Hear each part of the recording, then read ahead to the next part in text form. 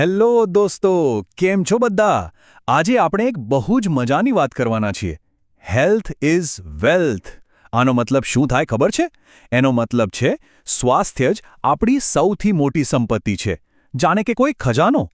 ચાલો જોઈએ કે આ ખજાનાને કેવી રીતે સાચવવાનો. અરે વાહ! જરા આ ચિત્ર તો જુઓ.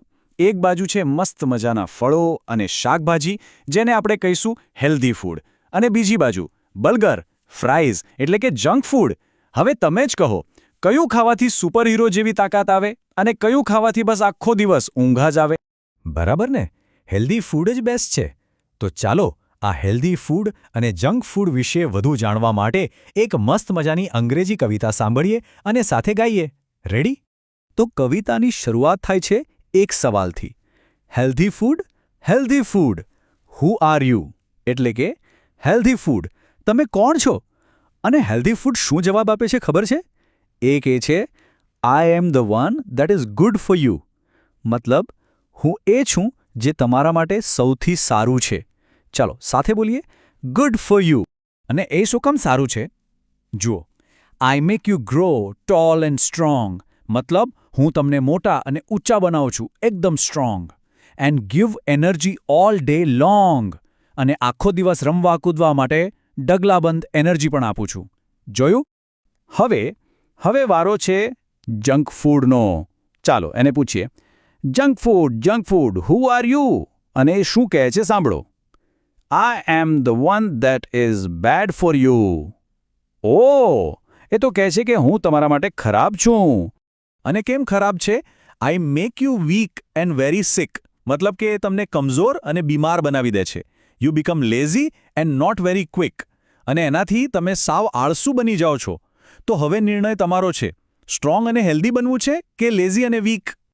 ચાલો, કવિતામાં તો બહુ જ મજા આવી. હવે સમય છે એક સરસ મજાની વાર્તાનો. આ વાર્તા છે રાધા અને એક જાદુઈ પરીની. અને વાર્તાનું નામ છે રાધાનું જાદુઈ લંચ બોક્સ.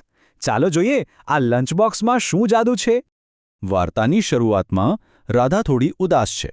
એ કહે છે, I don't have my lunch box. I am very hungry.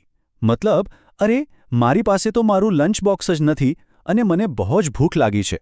બિચારી રાધા.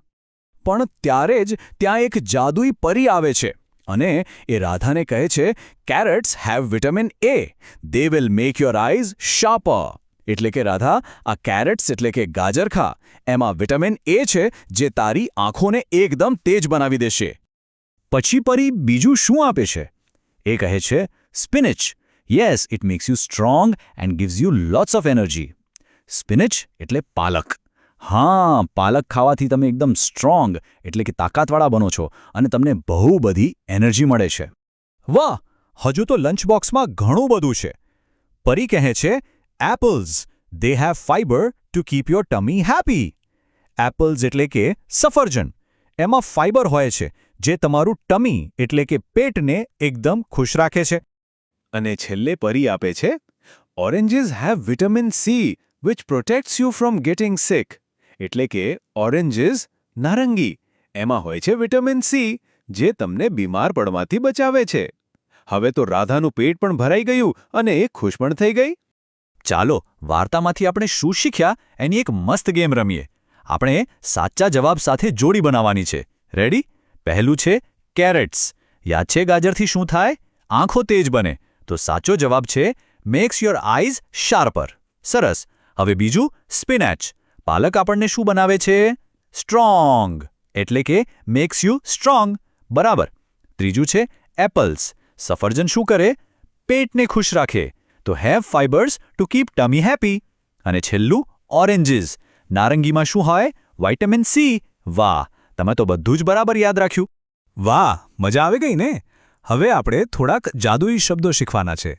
આ એવા શબ્દો છે જે આપણને કહે છે કે કઈ વસ્તુ ક્યાં પડી છે. ચાલો આ શબ્દોનો જાદુ શીખીએ. જુઓ, અહીંયા પહેલું ચિત્ર. બિલાડી બોક્સની અંદર છે. તો અંદર માટે અંગ્રેજી શબ્દ છે ઇન. હવે બીજું, પુસ્તક ટેબલની ઉપર છે. ઉપર એટલે ઓન.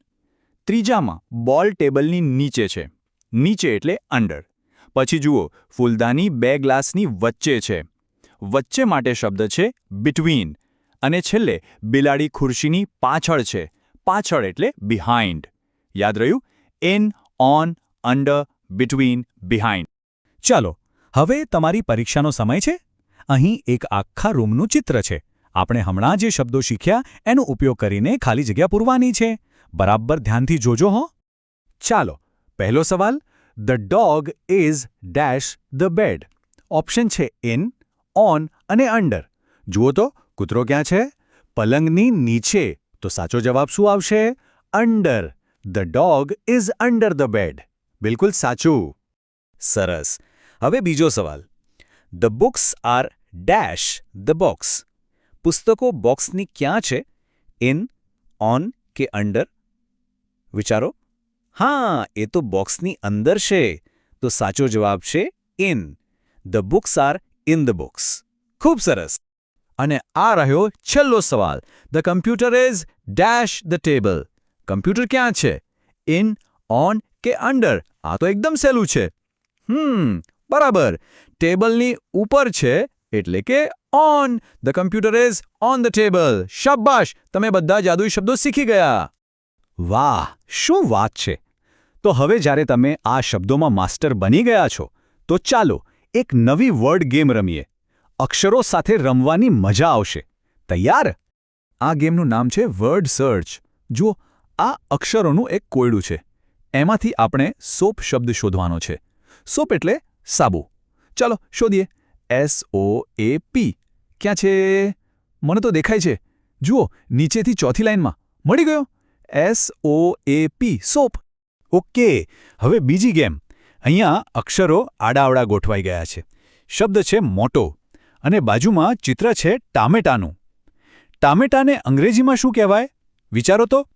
આ અક્ષરોને સીધા ગોઠવો. હા, ટમાટો. TOMATO. એકદમ સાચું. વાહ મિત્રો, આજે તો આપણે રમતા રમતા કેટલું બધું શીખી ગયા. તો હવે તમારા માટે એક હેલ્ધી ચેલેન્જ. પહેલું, રોજ ફ્રૂટ્સ અને વેજીટેબલ્સ ખાવાના. બીજું, જંક ફૂડને કહેવાનું ના અને હેલ્ધી ફૂડને કહેવાનું હા. ત્રીજું, બહાર મેદાનમાં રમવાનું અને સ્ટ્રોંગ બનવાનું. અને ચોથું, રોજ એક નવો અંગ્રેજી શબ્દ શીખવાનો. કરશો ને આ ચેલેન્જ પૂરી? તો ચાલો જતા જતા હું તમને એક સવાલ પૂછું છું. What healthy snack will you eat today? એટલે કે આજે તમે નાસ્તામાં કયું હેલ્ધી ખાવાનું પસંદ કરશો? કોઈ ફળ કે પછી મમ્મીએ બનાવેલો કોઈ પૌષ્ટિક નાસ્તો? જરૂર વિચારજો અને હંમેશા યાદ રાખજો, હેલ્થ ઇઝ વેલ્થ. ફરી મળીશું. આવજો.